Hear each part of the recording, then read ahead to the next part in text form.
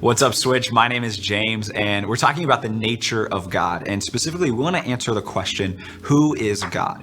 This is a question that people have been wrestling with since the beginning of time. And it's such an important question because what we believe about God shapes what we believe about everything. It shapes what we believe about ourselves, others, and the world. And that's why this question is so important to answer. And that's what we're wrestling with today, the question of who is God. So if you were to ask me that question today, my answer would be unbelievably different than it was 7 years ago. Because 7 years ago, I was an atheist. I didn't believe in God. If you were to ask me who is God then, I would tell you that God is fake, that he's made up, that he's a fairy tale.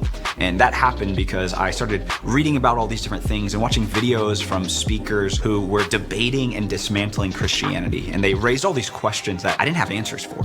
Questions like, how could a good and loving God allow evil to exist? Or how could a good God create a Bible that is seemingly so full of contradictions? How could the Bible be so opposed to seemingly science? How could a good and loving God have people who are honestly so judgmental and hypocritical?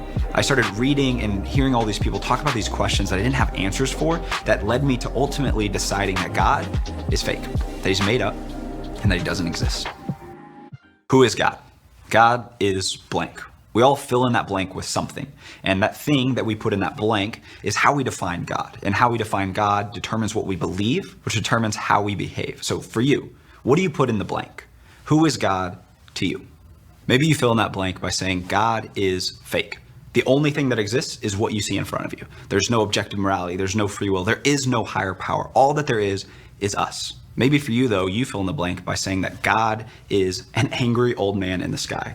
Your view of God is this old man sitting up in the sky waiting for you to screw up so that he can punish you, or waiting for you to do the right thing so he can reward you. Or maybe for you, you fill in the blank by saying that God is the universe, that God is energy, attraction, spirituality. You got so fed up with these overly simplified versions of God that you heard about as a kid that you had this desire for something more, for something mysterious. Or maybe for you, your view of God is that God is a cosmic vending machine, that if you figure out the right combination of actions and prayers, then God is going to give you what you want. Or maybe for you, your view of who God is that God is indifferent, that God doesn't care, that because of all the chaos of life, that maybe there is a God, but he doesn't care, so why should you care about him? Or maybe your view of God is that God is you, that you decide what's good, you decide what's true, that nobody else can tell you how you should live your life, that ultimately that decision rests on you.